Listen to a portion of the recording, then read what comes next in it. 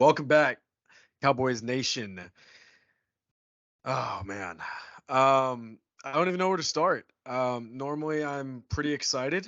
Um, Today we have a little bit of a smaller crew. It's just me and Spank today. Stu couldn't make it. We actually haven't really heard from him today, so don't know if he's physically alive. So if anyone has in the DFW area has a wellness check on Clayton Stewart, feel free to let us know because we have no idea. Um, Maybe the Cowboys killed him because that's certainly how we felt watching this game last night. I mean, holy cow, terrible from the jump. And we'll get into all that. It is just the two of us today, so it's gonna be a little bit different. So bear with us. We're just kind of freestyling through this, and we're gonna see how it goes. Um, but before we go any further, Spanky and I do want to be on record issuing a formal apology to Brock Purdy. You are a good quarterback. You're not an elite quarterback, but you're a good quarterback. You're very, very good at throwing to wide open wide receivers and tight He's ends. good at doing his job. He's very good at Yes. doing his job. He's probably the best quarterback in the league at doing his job, I would say. Yes. He just I mean, we'll talk all about it, but oh man. Um I guess my first thing, Spanky, I I know we both have a lot of things to say, and we're gonna try not to rant today. But are these the same old Dallas Cowboys? Are they? And it's taking everything in my power just to hold out like a grain of hope, like reality check, wake up call. Glad we got this over week 5. But to be embarrassed like this on live TV and national TV prime time, it's like, man, is we might be worse than the same old Cowboys. Like, I can't remember a time where we actually just got just curb stomped like from the opening drive on offense. It doesn't take just a diehard Cowboy fan to realize this game was over. Like, uh we are the same old Cowboys. I mean, we went into the draft and exited the draft with the same exact needs and weaknesses of our team. Given Trayvon going down, made a whole new weakness, but like our linebackers suck. Our play calling on offense is just that is a conversation for later, but absolutely horrendous. And just the effort is just horrendous. It doesn't look like a team that gives a fuck. Doesn't look Hmm. like a team that is playing to win. And to answer your question, no, we're not the same Cowboys. We're fucking worse. And I don't want to like write off a season week 5, but like it's hard to clutch straws and hold on to any bit of hope when team that you'll know is in the playoffs railed you, not consensually too, railed you. Yeah, I mean that's perfectly it. That's a really good way of putting it. They really might be worse. Just based on what they've put on tape so far, the defense is probably about the same as they were last year. Maybe with Trayvon going down, maybe a little bit worse. Um, Yeah. Actually, honestly, probably worse as a whole. The secondary's been shaky. I mean, Bland's been great. Gilmore's been eh. J. Curse has been Our awful this safety room season. has been horrible. Our safety room Yeah, has been horrible. yeah. Donovan Wilson hasn't looked great since he's been back. Hooker's been up and down. Pretty much the crazy thing is that our best safety might be Wanye Thomas right now, which is a Yeah. nuts thought. But yeah, and based on where this offense was last year to what we just saw yesterday, it's kind of hard to say that they haven't regressed and that they really might be worse than the same old Cowboys. This offense has gotten to the point where I know we were texting about it earlier, but Pollard hasn't been great this year. Brandon Cooks has been non-existent. He has CeeDee Lamb, 77 total yards. Yeah, CeeDee Lamb is crying on the sideline that he's not getting the ball when he's not getting open. Like, it scares me, and I was texting with my dad about this like all day, but I think, and this could totally be an overreaction, but I think that there's a chance that there might be some dysfunction that's starting to bubble a little bit, and I don't know if it's something to worry about yet or if it was just the demon of San Francisco rearing its ugly head and bringing out, the bad emotions from everyone, because we saw it yesterday. If you looked at their body language, that game was over after the Cowboys' second three and out. That game was over, especially after their first drive. They go down the field, 7 plays, 75 yards. Cowboys get penalized 3 times. Dumb penalties, too, I might add, which is another issue. But you knew, I had the thought in the back of my head watching that opening drive. I said, oh shit, here we go again. It's like that Mhm. GTA meme. I was like, oh shit, here we Yeah. go again. And it watching the rest of that game, I know we were all texting throughout the game, but it was exactly like the playoff game last year. And you could just tell Cowboys go three and out first drive, three and out second drive, and then the Pollard fumble. And you could just tell like everything that could go wrong was going wrong. And it was so frustrating to watch.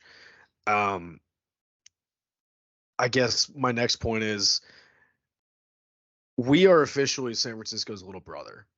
As much as I hate to I say was it, literally about to say that, yeah. and not to cut you off, but it's No, like go ahead. it's our players making it bigger than what it is, and it's us making it bigger than what it is. It's Yes. like, to us they're a rival, to them we're just a little bro that is punching above their weight class. And Right. honestly, it stems from McCarthy. You mentioned, and even maybe higher than fucking Mike at this point, where it's just we have a cultural problem on the Dallas Cowboys where sure we'll get fired up and play with a lot of emotion, but like playing with too much emotion, we saw it yesterday. Dumb penalties. Dak looked I don't know what he was feeling, but he just did not look comfortable at all. He Never. was rushing through his reads. He, even when he had time, he felt like he didn't, and that's why we saw passes not go over 4 yards down the field, playing right into San Fran's hand. We said it from the beginning. You need to attack San Fran on the outside, throw the ball deep, target their weaknesses. Uh-oh.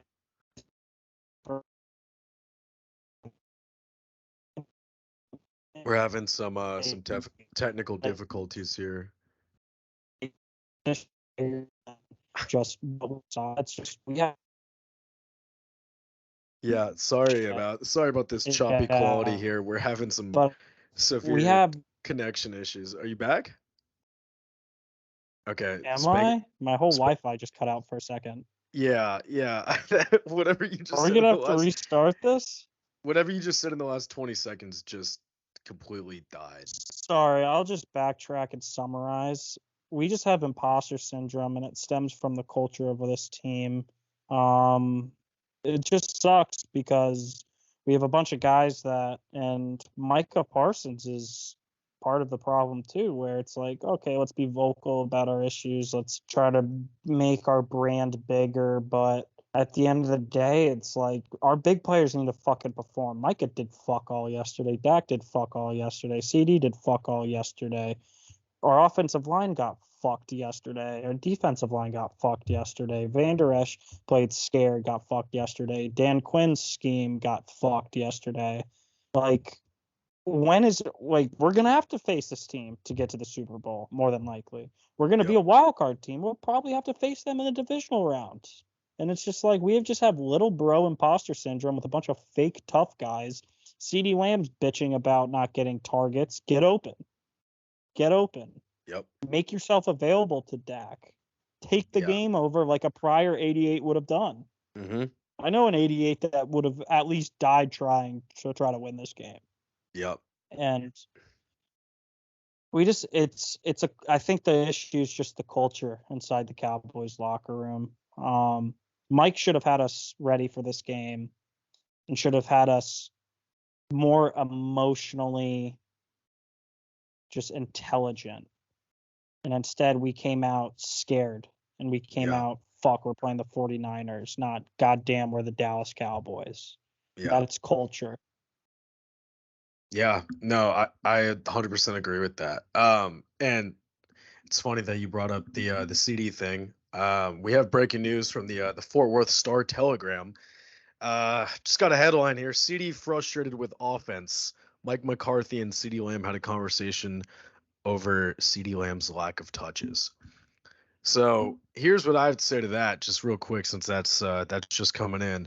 How about you shut the fuck up and get open? I love CD, I really do, but just like you said, there's a prior 88 that would have bitched about it, but you know what he would have done? There would have been a jump ball thrown up to him, and he would have mossed two motherfuckers and scored a touchdown, or Yeah. he would have laid someone out and Or he would run have caught the blocking. ball, broke 2 tackles, and fought for a first down / touchdown. Yeah, the image yesterday that really pissed me off and was just a perfect micro, well, there was two images, but that were perfect microcosms of yesterday's game. The first one was just um when we talk about this defense, the fake tough guy syndrome, something that I have said about this team in the past is that they're all bark, no bite. And no one so far this year, and I'm gonna rag on him again, and I'm sorry, might come after us on Twitter, whatever. Ron Curse, he's been our vocal guys since he's come here. He's been our vocal leader. He gets the guys fired up. He has been dog shit this year, dog shit. Yesterday, that penalty that he had, lining up off sides. I mean, not even close. Not even close to being on sides. A That play, veteran yeah, too. That's bullshit. yeah, that picture, and then the one, I don't, you've probably seen it too, but the one, it's of a guy who took it, who was sitting behind the Cowboys sideline, and CD's off to the left by himself, rest of the team's over to the right. CD was bitching all day yesterday about not getting the ball, and it pisses me off. It's like, CD, how about like, you want to get the ball? How about you get open against their cornerback 3 or 4, Isaiah Oliver? Dude, he was a draft bust of, I think it was the Falcons before. Like Yeah. he's a nobody, and you're not getting open. Like I'm sorry if we seem like just angry Cowboys fans who are just nitpicking about everything, but to be honest with you, I'm really not that sorry, because that's exactly what we are. This team is all bark, no bite. Like and it just pisses me off. And I think you're exactly right. I think it's a culture issue. I remember our buddy T Dub, season ticket holder, one of our fraternity buddies, but he said guys on this team treat the Cowboys like it's a country club. Like they don't have that, do your job mentality like you have in like New England or like San Francisco or like Pittsburgh, where you just show up and put in work. It's, oh, let me show up, put in work, do this for the media, do this for the media. Let me go on this podcast. Let me talk about this. Let me talk about this. Like they use it as more of a, like, an opportunity to promote their brand, which I understand. You play for the Dallas Cowboys and you're trying to hustle. I get it. But at the same time, at what point does everything that you're doing in the week that's not watching film or practicing or being in the weight room, at what point does that start to show up? And I think that's what we're seeing. Like a Thousand lot of percent. it, a lot of it is coaching. It's a McCarthy thing. And no one played well yesterday. I just want to put that out there. We're going to touch on everything, but everything that could go wrong yesterday went wrong.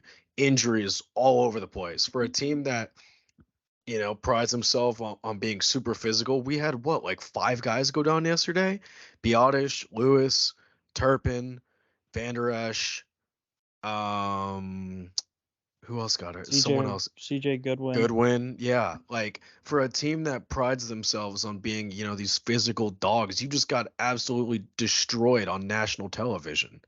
Like Yeah. it's just, I don't know. It's just pathetic all And around. understand these are professional athletes and you got to take care of their body and stuff. But if I'm Mike right now, I'm running Oklahoma drills Wednesday. I'm running physical drills Wednesday. They don't deserve fucking rest. You got your asses whooped. You have everyone's like fucking Mike is on fucking Twitch being like, oh, I think we still have even more talent than the 49ers. It's like, shut the fuck up. Like, no, we Yeah. do not. Yeah, I We didn't love got our that. asses We got our asses fucking handed to us. Our leaders don't step up. Our so-called elite players don't step up. And our quarterback, who is a 8-year, 7-year vet of the league now, Year 8. looks fucking He's shaking. He looks like that Oklahoma State quarterback that went against TCU last college football Yeah. year, where he's like this.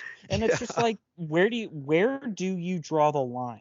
Like, and even if it's like a fuck Jerry Jones rant, I want to see Jerry Jones on the goddamn sideline. He used to come down to the sideline with Jason Garrett when we were fucking playing like shit. I want Mike to feel a little fire under his ass because we're playing like shit. Line up, run Oklahoma drills. I don't give a shit. Like, seriously, show us we want to fucking win. I don't care if Donovan Wilson and Jaron Curse have the bigger contract. Play John Way. Play Marquise Bell. Stop fucking healthy scratching Israel McQuamu. Put him in get him out there. I think Get he's players hurt. who actually want to win. No, he's not. I don't think he is. He's not on the injury report. I thought he got hurt in preseason. Maybe he's on IR. I don't know. I don't know. He's still one of our healthy inactives, according to like our 53. But it's just like Mike Tomlin said we will be running one of the most physical practices ever after the Steelers got their asses whooped, I think a week ago. And it's just like this is stemming from a culture issue. Cowboys, it's like we're fine just scraping by making the playoffs, and then you just call it because like we made the playoffs, and we could add that to resumes, we could add that to the stat books, we can add that to whatever. And I'm sorry to go on a rant, but it's just like, man, you know how much I would fucking love it if we had the mentality of the 49ers, of the Eagles, of the Baltimore Ravens, of the Cleveland Browns, of teams that actually give a fuck. It's just like this team just wants to go out there and go through the motions and expect to have everything handed to them. And it's just so depressing. It's like no one on that field deserved to have an off day today. I don't care if we run out undrafted free agents or guys that we get on the street. Fucking at least they're going to go out and go head to head and just at least try. Every play, it looked like the 49ers, every tackle, we're getting laid out. We're missing blocks. Our linemen are getting blown up. Our D line's getting fucking thrown around like a rag doll. Like I know you guys are in the group chat. I put my helmet on and I texted sarcastically, Jerry, I'm waiting on my call. You know what, Jerry? If you hand me a fucking check for $800,000, I will go and attempt to hold my own out there. And you know what? I'll get bitched and I'll probably end up in the ER, but I think I would show more fight than half of the Dallas Cowboys did yesterday because it just sucks, man. It sucks. And it stems from your question earlier. It is the same Dallas Cowboys culture. It's just the culture that needs to change. And I hate to put this in the universe, and I don't think I don't think it'll ever change under Jerry Jones, with Jerry Jones being alive. And with AI Jerry Jones probably running the team, it probably will never fucking change. And it's pathetic. And that's where it stems from. Yeah. Yeah. And I mean that's just a perfect way to put it. We can sit here and talk about culture until we're blue in the face. But we're not gonna do that. We're gonna try to move things along. Let's just talk about, I guess, each side of the ball. I want to start with the offensive side of the ball. We talked about it after Arizona. We've talked about it every single week. Red zone offense was an issue. That was what we had talked about. That wasn't even the problem yesterday. The problem was just our offense in general. Like, I wish we could get to the red zone and have that be an issue, man. It's like defense. When do you draw the line that Mike gives up play calling? When do you draw the line? When does Mike give up play calling? That was gonna be one of my questions for later, but let's just talk about it now. Yeah, at what point do you hand the play sheet to Brian Schottenheimer and say go crazy? Bye week? When we have bye week? It's after the Chargers, right? Yeah, it's after next week. And then after, because we go what, Chargers by Rams Philly, or is it Philly Rams? Yeah, I think it's Rams Philly. Rams Philly. Yeah, and that's at Philly too. If we lose to the Chargers, I am relinquishing play calling duty from Mike McCarthy. Yeah. He has, our offense has regressed. Tony Pollard, Brandon Cooks, Dak Prescott, CeeDee Lamb, you Gallup, you name any skill position on the Dallas Cowboys, and their stats are on pace to be the worst they've had in their career. The Mm-hmm. worst. And Mm-hmm. we were on the whole fuck Kellen Moore train, and still fuck Kellen Moore. I rather me go out there on Madden rookie mode and be looking at plays and be like, okay, we're gonna run this, okay, we're gonna run that. At least I'll take shots, but it has to be a question now. When does Mike get the play calling duties revoked? And you know Yeah. what? I'm willing to let him go into LA and give it one more shot. But I'm telling him, if I was Jerry Jones, and I hope it was said, I'm telling him today, I'm like, yo, if you don't call a good game, you're done. If we don't put up 30 plus, you're done. And you know what? And as much as loyalty needs to play some part, fuck it. If you don't get results, loyalty means fuck all. And you know what? Coming Mm-hmm. from a Yankee fan, coming from a Cowboy fan my whole life, fuck loyalty if results don't matter. And that also plays attention to number 4. And I'm sorry I'm bringing this up on the pod, and I don't want to be this Cowboy guy, but for someone who's defended 4 for 8 years and has always just died on the hill saying that he's a top 10 quarterback, something is up with him mentally. He's missing what made him good. He's missing, and it's just like, I don't know if he's overthinking it. I don't know if the interception talk last year is playing a part. I don't know. I'm sitting in my basement in Connecticut for a reason, not associated with the Cowboys. So I'm just paid to ask questions. Shout out to listeners. But he's just missing that. He's missing something. And you know what? What's dividing Dak from elite quarterbacks is the ability to play that backyard football esque style. When a play breaks down, he's going to gain yards. A play breaks down, he'll try something and it'll work out. When a play breaks down, Dak holds onto the ball, doesn't throw it away, and gets sacked. And it's just like, motherfucker, at least throw it. At least get rid of it. At least do something. But no, he had time in the pocket yesterday when our offensive line did hold up. And it's like, okay, someone get open, just pass the ball. And it's like, okay, check down. Fred Warner, Dre Greenlaw, kill our wide receiver. And it's just like, we played right into the Niners' hands. And for us breaking down the huddle against New England, saying we know what week it is, where was any of the preparation? Our offense got blown off the ball. It was worse than our playoff game. It was worse. And it's just like, we showed zero fight, zero effort. We gave up on the run game too early. We were running bullshit plays. It's just, we came out there like, holy shit, we have to play the San Francisco 49ers. We just came out scared, and that's unacceptable for the Dallas goddamn Cowboys to come out scared against any fucking opponent with how much we pay certain players and the talent that we have on our team. It's ridiculous. Yeah, I agree. Yeah, I mean, this is tough, and I'm not gonna say what we were discussing earlier. And I asked that you also don't do it. It's not at that point yet. We both know what we're talking about, but Yeah. we do need to put some heat on Dak Prescott. Spanky and I, much more so than pretty much all of our other friends that are Cowboys fans, have been ride or die Dak guys since day one.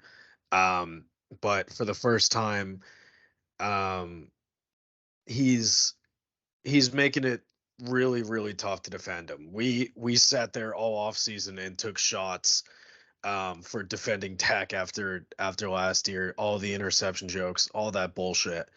And for a guy that said in that post game conference last year, or not last year, last week, and he said, "Oh, you want to piss me off going into next week? Like, thank you, I appreciate that. I appreciate that." Fucking posted on my story, bro. I feel like an Yeah, idiot. yeah. For someone who said he was pissed off, he looked scared. He was petrified, literally, just like you It's said. going Like, down the side of his leg. yeah, it was just the he just had this look about him, and you could just tell from the opening drive the kind of game it was going to be. He I mean, the first few drives were just bad, and I mean, it just set the tone. We won the toss, deferred. They come out 7 plays, 75 yards, punch us in the mouth, and you knew from that moment on, it was like this is going to be one of those Cowboy games where it's just okay, get punched in the mouth early, don't respond, and that's exactly what it was. And I hate that my gut was right on that, but and this is the point that I'm trying to make about Dak. We've sat here and defended this guy forever, but as of right now, I don't have a way of defending him. He was god awful yesterday.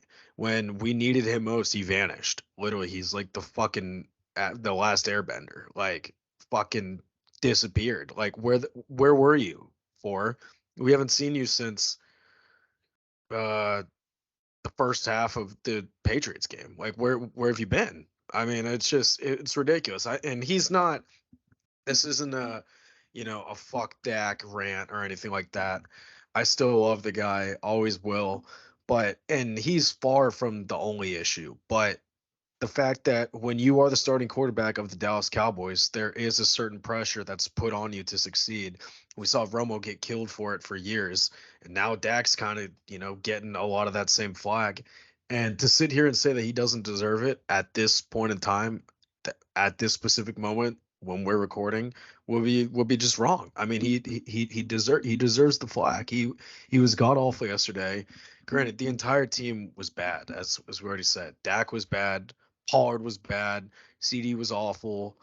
Brandon Cooks non-existent. O line was bad. Got manhandled. D line was manhandled.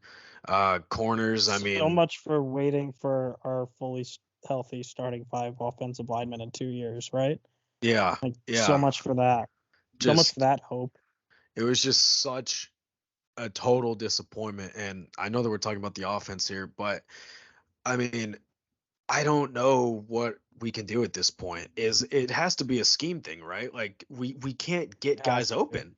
We can't get guys open. Kyle Shanahan had three guys open on every single play. Like Brandon Like Ayuk, five every plus single yards, yeah. five plus yards You would separation every time. you yeah, you would think every single time Brock Purdy dropped back to pass that it was fucking COVID and there was social distancing going on with this fucking receivers because there was no one around them.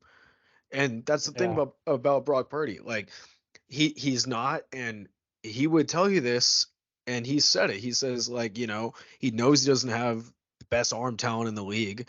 No one's sitting here saying, oh, he's got a Josh Allen, Patrick Mahomes, Justin Herbert kind of arm. Like, no one's saying that. But what is he good at? He's good at getting through his reads and progressions quickly and finding the open man. And guess what? In that offense, someone is always wide open.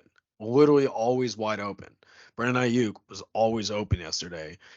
Debo was giving us fits. George Kittle, first three touchdowns of the season yesterday, I'm pretty sure. Like it was just ridiculous. I mean, I guess we're kind of shifting to defense, but like I mean, we I did talk about it in our preview, but the Gilmore on Brandon Ayuk matchup, it was evident from the first drive that it was going to be a problem.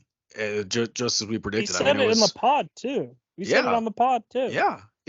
I mean, it was so predictable. Ron Kerr's terrible game. I mean, George Kittle was running, young, wild, and free yesterday. Like it was just awful. I'm running out of words to describe how angry I was watching that game yesterday. I think now I've been angry all day. The few bullshit jokes that you've thrown out that have made me smile, that's the first time I've smiled since halftime. Or sorry, since the Kevontae Turpin touchdown of the game yesterday. I've been pissed off the entire day. It has ruined my day. Like literally. Yeah. I've been so upset, and I think I'm finally starting to shift into the disappointment stage where I'm just like, I'm not angry anymore. I'm just disappointed. Like, %. but at the same time, it's just like it's a feeling that deep down, I know we didn't want to admit it, but it was a feeling that I kind of expected from this game, and I hate to say that, but I just gosh, I don't know. I mean, Dan Quinn yesterday. I mean, it is time to have some uncomfortable conversations. Someone's got to sit down Mike McCarthy and say, "Hey, figure it the fuck out." Someone has to sit down Dak Prescott and say, "Hey, figure it the fuck out." And when the play breaks down, either throw the ball away or run. Don't stand there and roll. Slowly scramble 5 yards out of the pocket while you have two dudes chasing you and are gonna, tackle you from behind. Like, someone needs to have the conversation with CeeDee Lamb and say, "Hey, if you want the ball, how about you quit bitching and get open?" Someone needs to have the conversation with Michael Parsons and say, "Hey, I know you want this matchup of Trent Williams, but how about you try the other side?" Like, someone needs to sit down Dan Quinn and say, "Make a fucking adjustment." Like, guys are wide open by 5 yards in every single play. Do something different. J-Ron Curse is having a dog shit game. Take him out. Do something.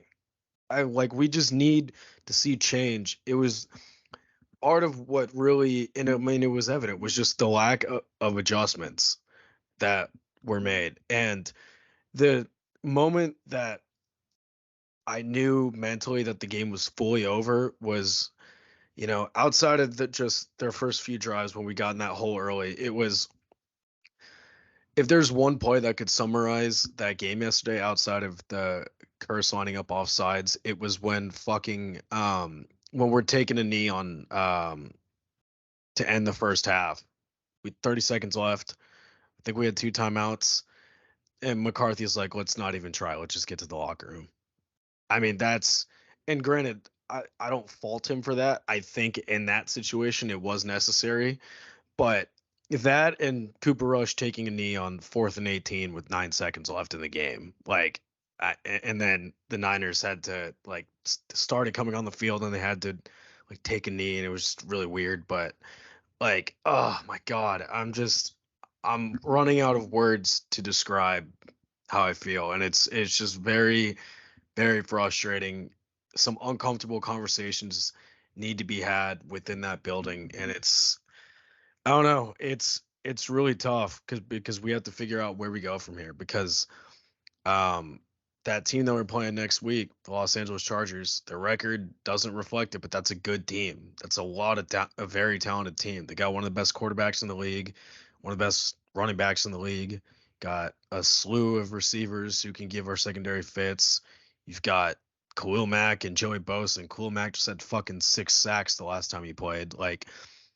I don't know, man. It, it's just gonna be tough, and it's it's scary where we're at right now. If we had lost this game by 7 or 10, maybe even 13, it's totally different. Getting curb stomped makes it 100 times worse. I don't know. That's just my thoughts, but Allison, I love what you said. Someone does need to have these uncomfortable conversations, and I understand our offense played like shit, but it's like, okay, where is the blame going on Dan Quinn? Leighton Vander Esch should never see another fucking snap lined up on the line of scrimmage. That is the mhm. one thing I just saw from the beginning where I'm like, maybe. I'm like, maybe. Week one, I was like, maybe.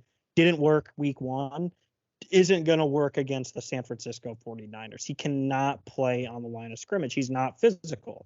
He is a read, react, and tackles nicely guy. And it sucks. Dan Quinn was way too cute. We're trying to run like an inverted cover three with Vander Esch playing the middle third, as a safety. It's like, who the fuck are you trying to fool? Are you just trying to put out good tape to be a head coach? Because right now, and I know I'm thinking just so long term, I don't want Dan Quinn as our head coach. It's going to be the same exact bullshit. We are just so stuck with trying to get journeyman guys, journeyman coaches. I don't know what it is, but it's like that's what feeds into our culture problem. We have a culture problem. J-Ron Curse supposed to be our vocal leader. He sucks. But then our loyalty is too much tied to him, so we keep him on the field, although he's getting outplayed by an undrafted free agent. We have I mean, it was the first drive when I texted, are all they going to run our 5-yard outs? And believe it or not, we couldn't adjust to them. We couldn't do anything. And it's Mhm. like, as much as an uncomfortable conversation needs to be had with Mike calling plays, Someone needs to tell Dan Quinn just to fucking line the defense up and play.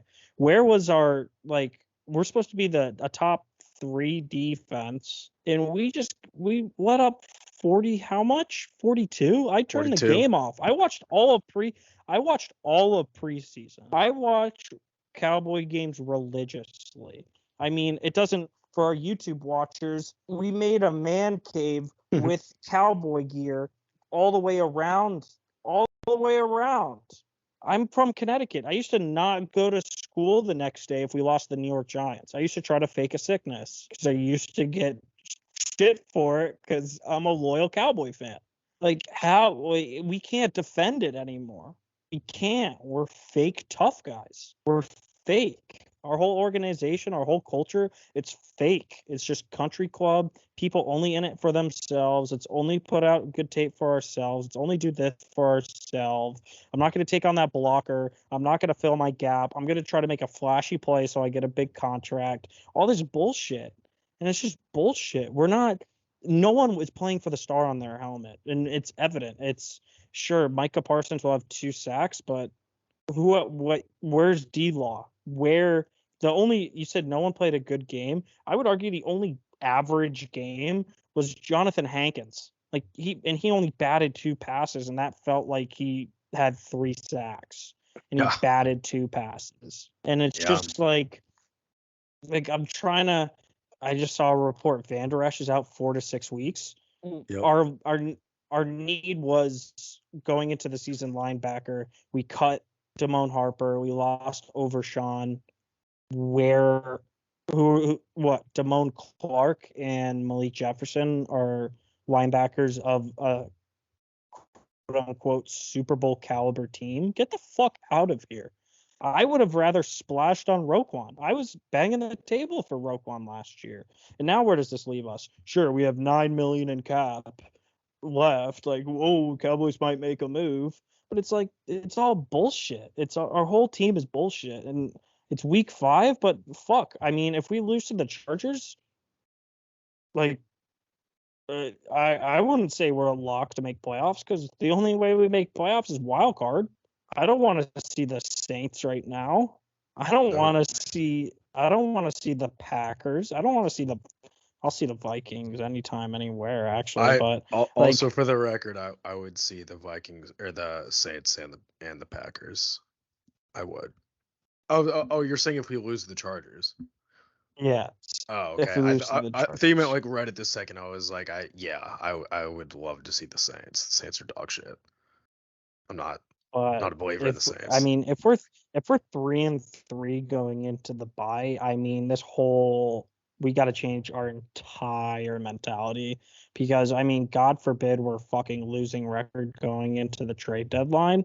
I would argue that we got to be sellers. I would argue get the Dorrance isn't going to get brought back next year. See ya. Let's try to get some capital. Our 2023 draft class, let's just go down the list right now. Mozzie doesn't play. Schoonmaker, we drafted a tight end 2 for run blocking. Overshawn, torn ACL. Vimy Fahoko, healthy scratch. 5th round pick, was traded. And then I saw the Jalen tweet Brooks earlier has they were talking about 15 snaps. Eric Scott is at scratch. We're getting 0 production out of a draft class that we tried convincing ourselves. And I'm a Mozzie believer. Do you have the tweet in front of you? Yeah. So Mozzie doesn't play. This is by our guy Defy Talks Cowboys. Great follow on Twitter. Go show him some love. 1st round pick Mozzie Smith doesn't play. Luke Schoonmaker, 2nd round pick, run blocking tight end 2 that's caught 1 of 5 targets, 2 drops. It's Marvin Overshown, torn ACL. Falami Fahoko, healthy scratch every week. Asim Richards, 3rd string guard / tackle. Eric Scott Jr., healthy scratch every week. Deuce Vaughn, 19 carries, 39 yards. Jalen Brooks, 15 total snaps played. That's our draft class. Is our best player out of this draft class John Wayne Thomas, who's an undrafted free agent? Yeah, through 5 As of right now, yeah. As of right now, yeah. Which is that's crazy. Yeah. Crazy. And it's just I mean, we don't have a 5th or what did we trade for Cooks? A 6th? We don't. we have less draft capital heading into this year. It's just And like, we fuck, traded a if we're fourth for Lance. what? So we have 1, 2, 3, 7 this year. Like I that's just think I I think we guess have someone else's pick. comp for Schultz. We'll get comp for Schultz for sure, Yeah, and we'll probably probably get him a McGovern. fifth or sixth for them. Schultz and McGovern. But it's like, man, the Cowboys are in a weird spot where our window is closing, yet we are in a spot where, fuck, I don't even want to jump to conclusions because it's only week 5, but it's like our window's closing. How many more years does Zach Martin and Tyron Smith and Demarcus Lawrence have? Jaron Curse is a free agent after this year. Same with Dante Fowler and Dorrance Armstrong. Same with fucking Hankins. Like Stephon Gilmore's probably hanging them up inside 2 years. Like our window is this year, next year. Yeah. Let's just be honest. That our window is this or next year. Mm-hmm. That next year is stretching it. Well, we And also don't know what next year is even going to look like. Like we have no idea. McCarthy might be gone.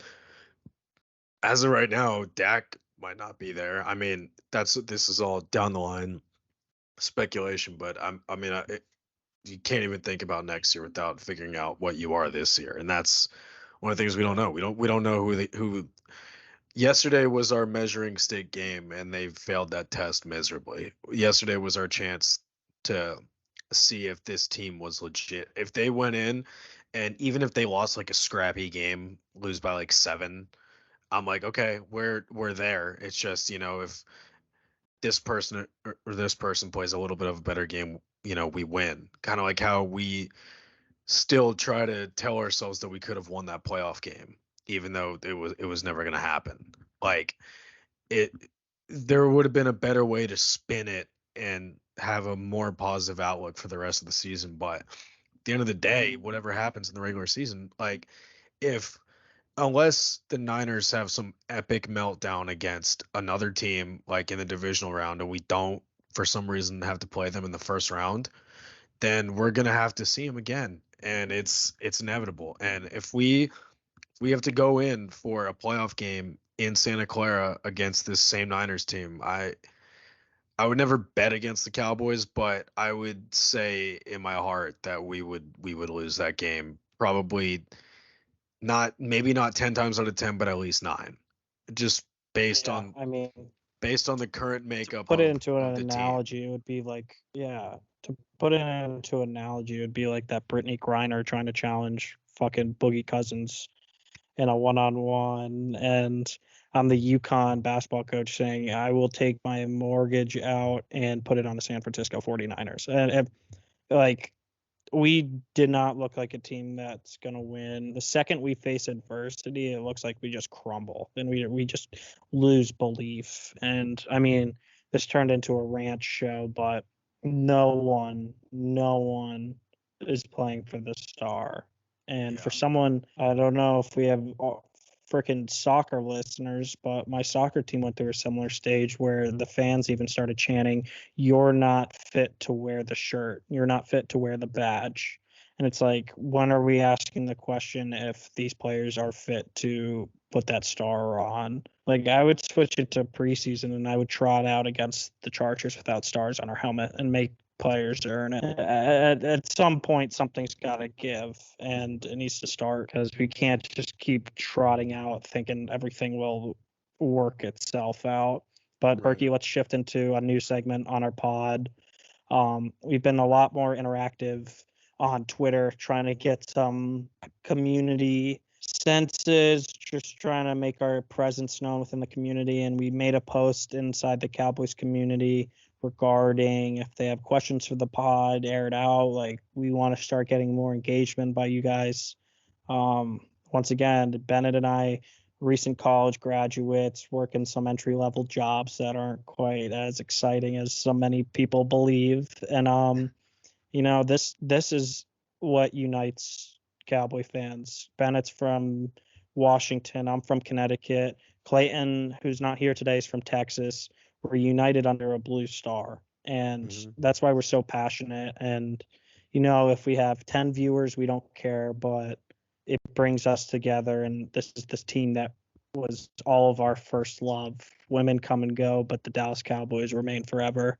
And just the community engagement and getting some viewers is means a lot to us. So even if it's just Mr. Lehman or my dad or even my girlfriend listening, it means a lot that you guys are helping us out, especially during like the trial period of the pod. I don't think we've ever mentioned like our thanks to our viewers, but I mean, it's hard. It's hard making a name for yourself, especially with everyone and their mom starting a podcast and Cowboys community being so run by the heavyweights that have always been there. We're just the next generation that once again are united through America. We stretch the East Coast all the way down to Texas. Uh, anything goes a long way, and you know this is a new segment where we want to get our fans involved. So, Berkey, why don't we just start with question number one? Yeah. So, like Spanky mentioned, I dropped this tweet in the community. This was actually before the game was even over. I think it was after Dak had gotten pulled. And I asked the community, I said, drop your reactions below, no matter how hot they are. Um, so let's just jump right into them. We have our first one here. We'll start. Again, these are just reactions, so not all questions, but we'll just give our thoughts on it. This one comes from at Duncan Cannot Coffee on X. He said, "This team sucks. Very well can go into week 8 3-5. This game was over after the first quarter. IDK, how many dudes were calling plays, but they have one thing in common. They're all a bunch of pussies." So, I um, mean, bar fact, valid. I yeah. mean, if we go into week 8, 3-5, I am a firm seller, Oh, and I'm 100%. making uncomfortable phone. I'm making uncomfortable phone calls and shipping some guys for probably less than what everyone thinks they are worth because we need a full reset, and that starts with resetting our cap space situation. Yeah, yeah, I agree. I think um there's definitely parts of this that I agree and disagree with. I don't think we'll go into the bye week or sorry, into week 8 at 3-5, but I mean nothing's off the table per se.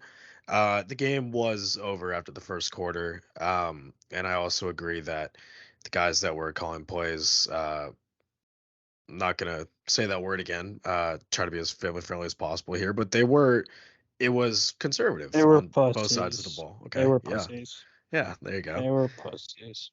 Yeah. Our next one comes from Connie at Queen Connie with two E's on Twitter.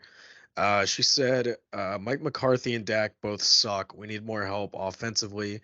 The entire team needs better strength and conditioning. Fact. I I mean, mean, you said it. Strength, and conditioning is what leads into physicality. And yeah. we look like a fragile team, both mentally and physically. Yeah. Yeah, I fully agree with that. I don't have a ton to say on that one, but um I mean, Connie, Thank you, based off Queen Connie. yeah, based off what we saw yesterday, it's kind of hard to argue against that. I mean, I'm like we said earlier, we're two Dak guys down to the bone, but I mean, we're at a loss for words right now.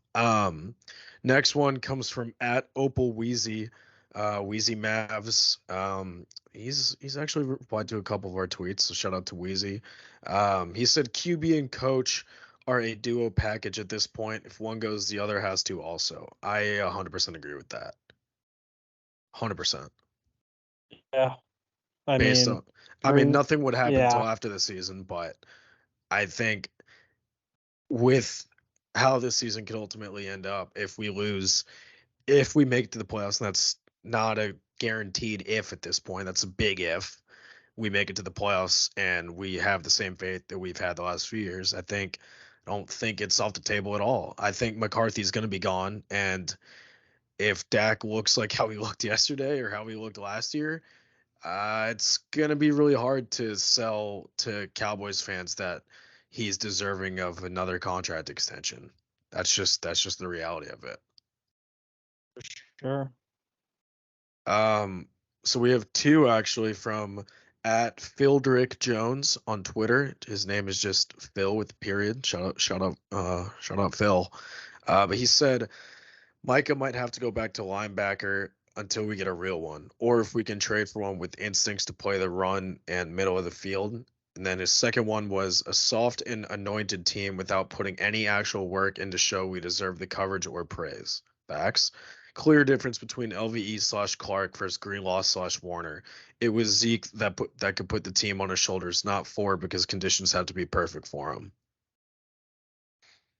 I don't, Damn. I don't hate Well, that. kind of a bar. Yeah, I I don't hate mean, that. the difference between having two great linebackers and a Cowboy bias rated good linebacker and Damone Clark is just out. The gap in between the two is just frightening. Yeah, Frightening. The San Fran linebacking core is just. I mean, if they're not the number one linebacking core in the NFL, I do not want to see the number one linebacking core. yeah, yeah. I mean, I think this guy hit it right on the head. It was kind of something that we talked about earlier, just team being soft and anointed without actually putting in the work to show that they deserve that. I mean, it's kind of like what you said when they put that star on their helmet, they have the expectation that like teams are just going to roll over because they're playing the Cowboys. I don't know if everyone in that locker room realizes that when you have the star on your helmet, the target on your back, the bullseye on your back gets 100 times bigger. But they need to wake up and smell the roses because that's the reality of the way that it is. So, and then we have um, two other ones, both by at Galactic Rebirth on Twitter, whose name is Acuna's number one fan. So I guess he's a Braves guy. Um, but he said, and I'm not even joking, maybe 20 times here. Let me see, 1, 2, 3, 4, 5, 6, 12 times. Just repeating, probably a lot of copy and pasting. He said Dak is not the problem. That was his first reply, and then his second one was Dak is a top five quarterback who's a victim of inept offensive schemes, offloading his best weapons, and every bad break that can happen to a guy, both literally and figuratively. That just can't. I mean, I love that we still have people that are trying to stand by Dak, and I wish I had that mental ability to be able to do that. But I mean, Spanky's look right now says it all for all the YouTube viewers. I But can't. I can't. yeah, And yeah, we're those guys. That's the thing, viewers. Burke and I are those guys, but it's like, fuck. How many times can you go to the book of excuses and just find something? I yeah, mean, god damn. It, it's like it's ridiculous. It's like at some point we need a quarterback that just grabs the game by the balls and does something. And it's just like the comment above it, I forgot who fucking said it, was like the game needs to be in perfect conditions for Dak. Like it's true. If Dak gets rattled, it is so hard to get him unrattled. And for an 8-year vet, that's inexcusable. And for a person who took Mississippi State to the number one spot in college football, that's unacceptable. Unacceptable. yeah, The most fucked up part is if he leaves and probably goes to what, Minnesota. Like I bet him and Justin Jefferson like tear it up. But it's like if my aunt had a dick, she'd be my uncle. Can't keep making those excuses. yeah, yeah. Galactic Rebirth, or Kunda's number one fan. Um, I would love to be in the trenches fighting this war against the Dak haters with you, as I know Spanky would as well. But I just can't do it right now. I just can't. I mean, I still got his jersey hanging up behind me. I mean, that's been my guy. I love Dak. If you could sit there and watch that game last night and still at least acknowledge he's not the full problem. He's not. I I can fully say that with confidence. He's not the only problem. But if you're not at least willing to acknowledge that he's not at least a part of the problem, there's something wrong there. He is 100% a part of the issue, and I'm gonna save the rant just because we've already done a lot of that today. But I just I commend you for dying on this hill, because with the way it looks right now, you probably will actually die on that hill. But um, yeah, just keep fighting the good fight, and I guess we'll reevaluate in a couple weeks. So we just have that pretty much wraps up what we had in terms of our Twitter engagement. Just some of those replies there. We're gonna try to, like Spanky said, we're gonna try to start doing this more often. Want to get the community and Cowboys fans more involved. So feel free to tweet us with questions or thoughts. We're pretty active on Twitter, so feel free to engage with us, whether that's just tweeting us through the app or we always have tweets going out in the Cowboys community, so feel free to reply. I mean, that's what we're here for. We love discourse about this team, whether it's positive or negative. But I guess negative, kind of wanted to interlude to our last couple things here before we wrap up. I know we've gotten a little long just with the rants and all that. We like to do great, good, and bad after we win. But this week it's no question. It's a bad, ugly, and pathetic. So do you want the ball here, or do you want me to take it? Yeah, I'll take the ball. The bad will be the bad will be just the overall team unity and like just the team mentality. I mean, it's just, to me it seems like just a bunch of dudes out there playing football, not a team. I think that's fucking clear. The ugly is our offense, and just our play calling for defense and offense. I don't know if Dan Quinn needs to write McCarthy a thank you email for not getting so much shit. But I mean, 42 points, giving up that game against Arizona. I mean, he deserves some fucking flack too, no doubt. And the pathetic will just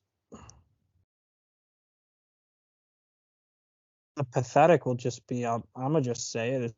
It's for me, it's 4 right now. And it sucks for me to say it, but games are won and lost. You chose to be a quarterback. That's the most important position in all of football is a quarterback. You're an 8-year vet. You can't be doing that in a primetime game after telling reporters, thank you for that. I actually appreciate that. You're trying to piss me off. Shut the fuck up. He's pathetic now. Pathetic. Just, if you're gonna cower over and roll over and fucking just tap out, put Cooper Rush in, fake an injury, get Trey Lance in, I don't care. But from what he's shown me yesterday, he's my pathetic, and it hurts me to say that out loud, especially on a podcast where this is going to go on the internet. God forbid he ever saw that, but fuck, it hurts me to say that 4 is my pathetic.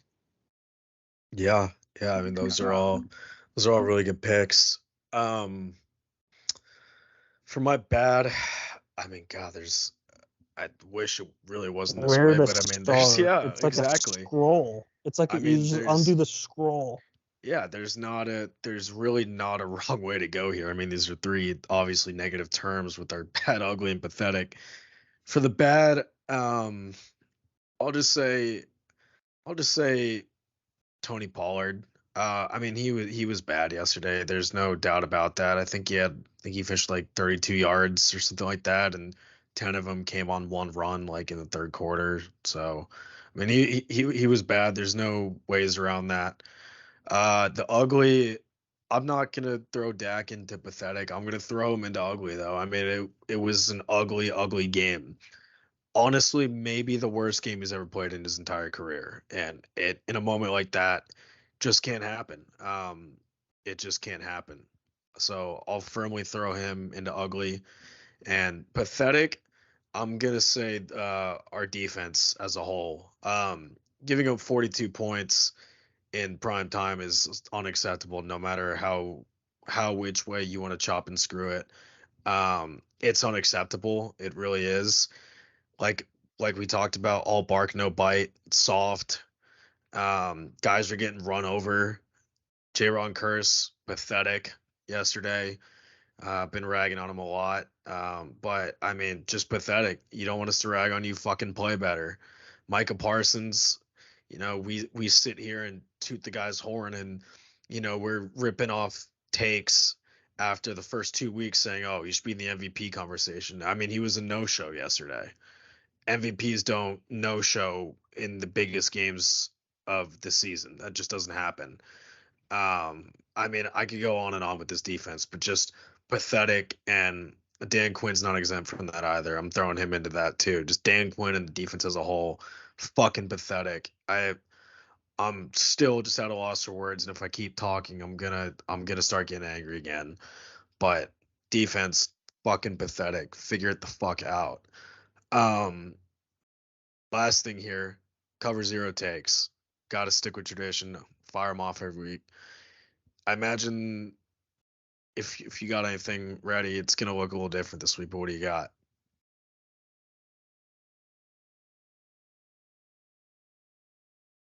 There needs to be wholesale changes during the bye week, play calling wise on offense. And, that'll just be my cover zero is just if nothing changes, it's going to get ugly in Dallas. I, I got to stop being pissed off and ruining my mood over a game I have zero fucking factor in. But the more I talk about and think about it, the more pissed off I get. So to make me not want to sell this whole season after 1 week, I'm just going to leave it at that. Yeah, yeah, that was gonna be mine. Was that there's got to be some type of adjustment made during the bye week. Um, my cover zero take is that, and I really don't want to say this, but like, oh God, I don't even want to say this out loud, but it's a thought that's been creeping into my head throughout the entire day. This team, damn, I'll just fucking rip the bandit off. This team is gonna struggle to make the playoffs. They're gonna get in as a wild card team, but they're not gonna be that 5 seed wild card team. Like, I think, I mean, boy, do our preseason record predictions look foolish now. I mean, we across the board after some adjustments all had the Cowboys going uh, either 13-4 or 14-3. And I don't see a way that we only lose 2 games when we have to play the Lions, the Dolphins, the Bills, the Eagles twice, the Chargers, Rams, Seahawks. I think realistically we're looking at like a 10-7, maybe 11-6 at best. But That's our I, ceiling. yeah, I think it's a team. I think they'll make the playoffs, but it's going to be a fight. It's not going to be a week 17, 18, start, pulling guys at halftime and start getting them ready for the playoffs. Like it's going to be a battle to the end. For sure. But yeah, so I think that pretty much about wraps it up. Like I said, apologize. No, we went a little long. Our intent wasn't to rant as much as we did, but I mean, when you invest as much time, money, effort, and emotion and mental capacity on this team as we do, it's kind of hard not to just let your thoughts just roll off the tongue and fly off the chest. So, apologize for getting long-winded. Apologize for being so negative, but I mean, that's what we're here for. I mean, this is the take of younger generation Cowboys fans, and guess what? We're all united this week. Whether no matter how old you are, whether you're young, you're old, you're right in the middle. If you're not pissed off after this game, then you're not a real fan. I'm sorry. If this game doesn't piss you off, like seeing George Kittle score a touchdown and pull up his fucking jersey to a t-shirt that says fuck Dallas, if that doesn't piss you off the way that I know it doesn't piss off our fucking players, which that's a topic for another time, but if that shit, that seeing that bullshit and seeing Stephen A and everyone on the media, if that shit doesn't piss you off, then what are you doing? Like, just take a step back and just reevaluate how much you really care, because again, that's what we're here for. We're diehards. We were born into this. We didn't choose it. Believe me, if we had gotten the chance to choose it, I don't know if I would have subjected myself to this pain. Be quite honest with you, but um, we'll just leave it at that. You got anything else to add? I'm all set. Yeah. So we'll leave it at that. We did actually just get a text from Stu. He just woke up from a nap. He just started his new job last week, so sleep schedule is still taking some getting used to. So if you filed a police or a 911 report to do a wellness check on him, he is okay. You can go ahead and tell the blue to go focus on some other things. Stu is alive. Hopefully we'll see him Thursday. Um, y'all don't want to miss Thursday's episode. Um, Spanky kind of alluded to it that we've been working on some things that we've got coming up in the pipeline, and if everything goes to plan with scheduling and there's no scheduling conflicts or things that come up last minute, Thursday's pod should have a guest on who's very well known within the Dallas Cowboys community. So yeah, we'll just leave it at that. Don't want to spoil it, but um, yeah, I guess we'll see you guys Thursday. Thank you guys so much for joining us today, as always, and we'll see you guys on Thursday, hopefully with a smile on our face. Thank you guys. Boom. Boom.